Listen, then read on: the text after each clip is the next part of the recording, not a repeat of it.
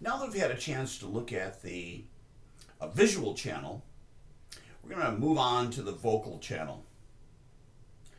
Now, according to the research by Albert Morabian, he estimated that about a third of the total message, he said 38% of the total message we communicate is done through the vocal channel.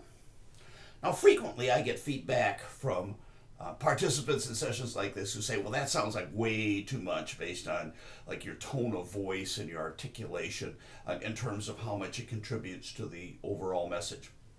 And we're going to talk about that specifically at the end of this particular module. So let's begin by focusing on the vocal channel. Really, and as it says up on the slide, it's our tone, it is our vocal variety, it is the speed at which we speak, as well as how well we articulate our words. And we are going to work on a number of those particular skills in this module. Well, first, we're going to start by warming up. So just like any physical activity, whether it's baseball, basketball, golf, you'll see, as athletes, maybe many of you are athletes, you know that it's best to, warm up before you embark on that particular activity.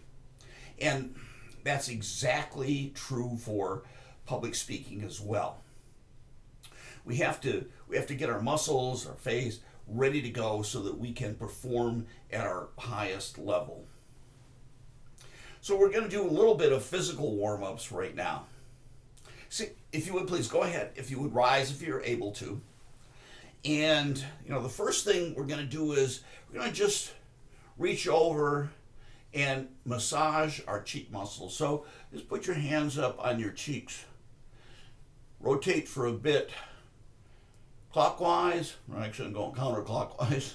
And then clockwise. Reverse it. And again. So we get our facial muscles relaxed so that we have as much flexibility as we can manage so that we can communicate as effectively as possible. Now, our lips play a huge role in clearly articulating our words, as we will see in just a few moments. So we're going to, next I'm going to demonstrate for you a lip flutter.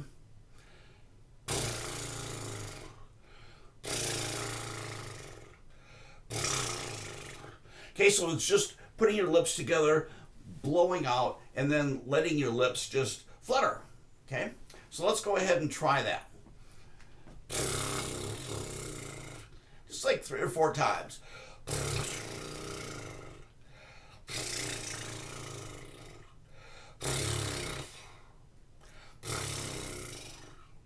Okay, so loosening our lips, as we'll see in some of our articulation exercises that are coming up momentarily, that your lips play a huge role in your ability to communicate effectively and articulate the words. Another fun activity to do is an imaginary gum chew. Okay, so just imagine you've packed a lot of gum into your mouth, and what I would like you to do is just spend maybe 30 seconds or so just imagining that you are chewing gum. Think if you were playing charades and you're trying to demonstrate what it looks like to chew gum. All right, so I have a lot of gum in my mouth.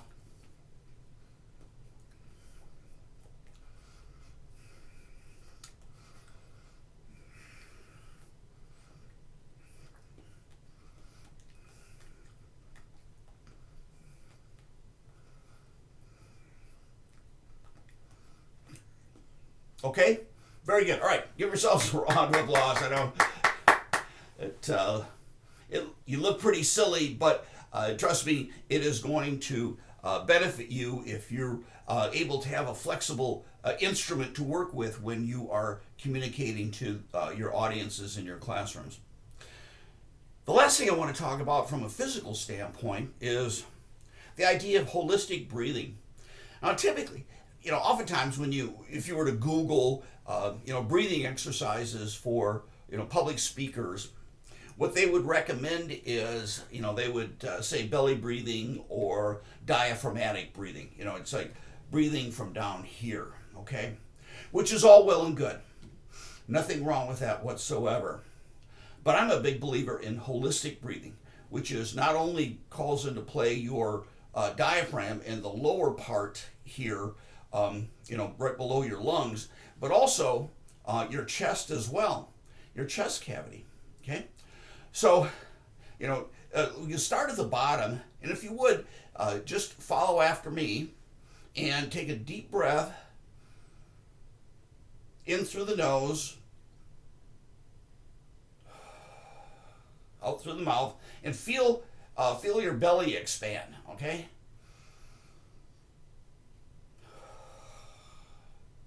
Yeah, so place your hands down here around where your tummy would be, or where your tummy is, I guess, and take a deep breath and draw that breath all the way down. So with your hands, you can feel your belly go out on the inhale and then in on the exhale, okay? Try it one more time.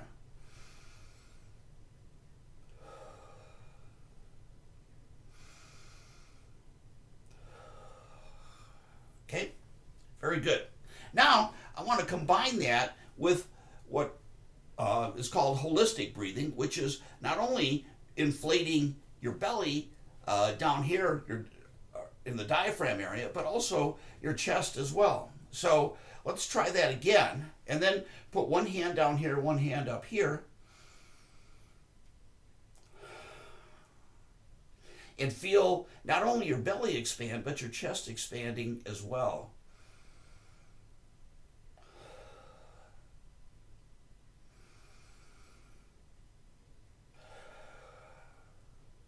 Okay, one more time. Now, were you able to feel that? Feel your belly expanding as well as your chest? If you're going to get full volume from your voice, and that is a common complaint that I hear from audiences, is that oftentimes the instructor is hard to be heard in the back of the room. Maybe it's a large room, you don't have a microphone. If you have stronger breath, it allows you to develop more volume in your voice and make you more of a commanding presence. If you recall back to our session on the visual channel, I talked about how your gestures have to match the size of the venue that you're in. If you're going to be a commanding presence, an influential presence in the room, you need to scale up your gestures. And the same thing is true with your voice. A stronger voice is going to translate into more credibility in the classroom. And obviously then your participants will have to struggle less to hear what it is that you're saying. And that all starts with having a great command of your breathing and have the breath to be able to push out that volume to your audience. So I encourage you to practice this holistic breathing when you have a chance. And think about it, especially before you're going into a classroom. Just, taking just a moment or two, maybe in the privacy of, in the restroom or something, but to just practice your breathing. And as I say, I think holistic breathing is the best approach because it gives you the most volume in your lungs, and which in turn will help translate into the volume of your voice. But big breath, expand in your belly area, expand in your rib cage area as well. So holistic breathing will help you out tremendously in terms of having that power to really command the classroom.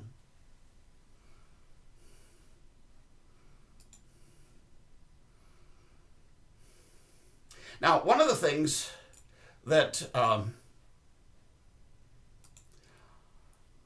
wanted to focus on here is articulation. Frequently I get feedback from audiences that speakers are hard to understand because maybe they speak too rapidly or their words aren't easy to understand. And one of the ways we can overcome that is by becoming masters of articulation, being able to enunciate our words clearly. Now, we all did tongue twisters, I think, when we were kids, and it was a lot of fun. But they can come into play here in our professional lives to help us become more effective as speakers. And, as I say, oftentimes I get feedback that instructors speak too fast. And in my experience, that's been because those speakers don't clearly articulate their words. Now, if I'm to take the word 8 as an example, okay, number 8, okay? Now, if I say it clearly, I would say 8, 8, 8. And it takes, I don't know, a second and a half, 2 seconds for me to say those 3 words. 8, 8, 8. Say them nice and clearly, easy to understand. Now, let's say I want to run those words together, say them as quickly as I can. 8 at 8. 8 at 8. 8 at 8. So it's the same thing. I'm saying 3 words, but really in less than a second. And as you might imagine, it's much more difficult to understand someone when they're speaking and running the words together and not articulating as clearly as possible. So in order to help focus on improving our articulation, I provided a handout called Articulation Exercises, and I want to take a run through those exercises. And I want you to, as we say each one of these, I want you to focus on which parts of your mouth you have. When we're speaking, we employ our lips, our tongue, the roof of our mouth, the bottom of our mouth, okay? So I want you to think about how these sounds are being formed. So become more conscious of what goes into clearly articulating a word, all right? So let's take this first one. I'll read it first, and then we'll read it along together, okay? A big black bug bit a brazen black bear when the big black bear gave the big black bug a bear hug. Okay, so make sure you're still on your feet, and go ahead, let's all read it together. A big black bug bit a brazen black bear when the big black bear gave the big black bug a bear hug. Now, if you thought about it, which parts of your mouth were in play there? Okay, yeah, it was your lips. Exactly right. Yeah, it was your lips. What role did your tongue play in forming those words? No, it didn't play a very big role at all. Okay, so that's one of the reasons why we do the articulation or the warm-up exercises with the lip flutter is to make our lips a little more flexible, a little more effective in pronouncing our words. Okay, so let's read this a couple more times together. A big black bug bit a brazen black bear when the big black bear gave the big black bug a bear hug. A big black bug bit a brazen black bear when the big black bear gave the big black bug a bear hug. All right, okay, so let's move on to the second one. I'll read it first. 9 nimble noblemen nibbled nuts nightly till a nuisance nightly nibbling nuts became. So now no longer nimble, the 9 noblemen nibble nuts no more. Okay, let's read it together. 9 nimble noblemen nibble nuts nightly till a nuisance nightly nibbling nuts became. So now no longer nimble, the 9 noblemen nibble nuts no more. Now, what did you see there? What was going on in your mouth in order to articulate those words? Okay, yeah, it's your tongue, and then again touching the roof of your mouth, right? So your tongue is up there on the roof of your mouth in order to form those N's that we use in this particular phrase. All right, let's read it twice more together. 9 nimble noblemen nibble nuts nightly till a nuisance nightly nibbling nuts became. So now no longer nimble, the 9 noblemen nibble nuts no more. One more time. 9 nimble noblemen nibble nuts nightly till a nuisance nightly nibbling nuts became. So now no longer nimble, the 9 noblemen nibble nuts no more. All right, so that's our second exercise. Let's go to the third one. Sister Susie solemnly sews shirts for swift Swiss soldiers. Sister Susie secretly seeks to sew short shirts for Swedish soldiers someday soon. Sister Susie solemnly sews shirts for swift Swiss soldiers. Sister Susie secretly seeks to sew short shirts for Swedish soldiers someday soon. All right, so what came into play there? And one thing I didn't mention before is also your teeth play a role in your articulation as well. And in this case, Sister Susie, really to say that, it's your tongue, not at the top of your mouth, but really toward the bottom of your mouth, and really tapping up against the back of your lower teeth, okay? So let's read this one together twice, all right? So let's go. Sister Susie solemnly sews shirts for swift Swiss soldiers. Sister Susie secretly seeks to sew short shirts for Swedish soldiers someday soon. Sister Susie solemnly sews shirts for swift Swiss soldiers. Sister Susie secretly seeks to sew short shirts for Swedish soldiers someday soon. All right, we have one more. We'll go through this. Everyone has probably heard this one before. Peter Piper picked a peck of pickled peppers. A peck of pickled peppers Peter Piper picked. If Peter Piper picked a peck of pickled peppers, where's the peck of pickled peppers Peter Piper picked? Okay, so in this one, again, your lips play a huge role. Okay, so let's repeat after me. We'll do this one twice. Okay, Peter Piper picked a peck of pickled peppers. A peck of pickled peppers Peter Piper picked. If Peter Piper picked a peck of pickled peppers, where's the peck of pickled peppers Peter Piper picked? Peter Piper picked a peck of pickled peppers. A peck of pickled peppers Peter Piper picked.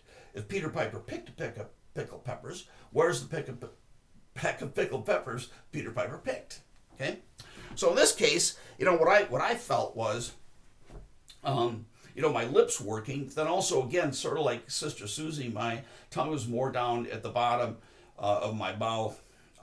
So anyway, the point behind this exercise is to help sensitize you to the fact that your mouth, your lips, your teeth all play a role in clear articulation. And if we're going to be clearly understood in the classroom, our participants need to be able to distinguish the words that we're saying, and the easier we can make it for them, the less interference there is in the room, as we talked about in our model of human communication. All right, go ahead and take your seats for just a moment. I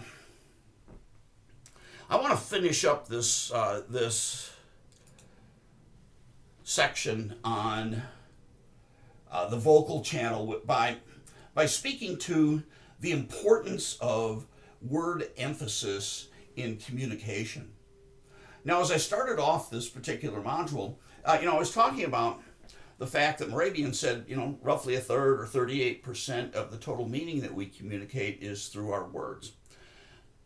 And as I also said, frequently I get pushback from participants who say, well, that seems like way too high, that the vocal channel could provide some enhancements, but not really make up a third of the total message. But I want to go through this exercise and show you the importance of the vocal channel. So you see up on the screen there is a sentence. And the sentence says, I didn't say he stole the money. Okay? I didn't say he stole the money. Now, how many meanings could there be to that particular sentence? Right? Just one, right? I didn't say he stole the money. But let's play with the sentence a little bit, and let's emphasize different words and see how it changes the meaning of the sentence. So let's go through it again. I didn't say he stole the money. Now, what could that mean? Oh, someone else said that he stole the money. Okay, so that gives us a second meaning to that particular sentence. Okay, let's emphasize another word. I didn't say he stole the money. What could that mean? Oh, right. I could have written it, sent it in an email, left a voice message, I guess. So now we have 3 different meanings to the sentence. I didn't say he stole the money. I said he borrowed it, he appropriated it. Okay, so 4 different meanings to the sentence. Then lastly, I didn't say he stole the money. No. What could that mean? Well, I didn't say he stole the money. I said he stole the car, that he stole his wife, he stole whatever, okay?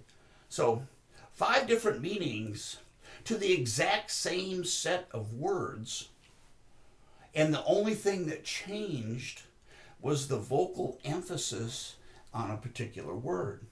So when we are delivering our training classes, it's important that we're mindful of the fact that not every word that we present is of equal value. Some are more important than others.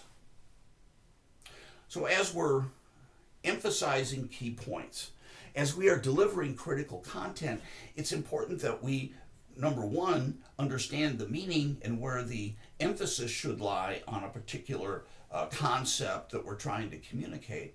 But secondly, realize the power of the vocal channel in terms of enabling us to enhance the meaning through emphasizing our words.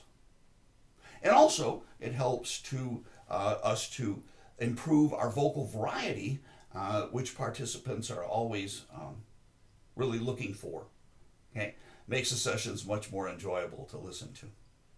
All right, now that we have had an opportunity to talk about the vocal channel, we're going to switch over for a brief session on the verbal channel.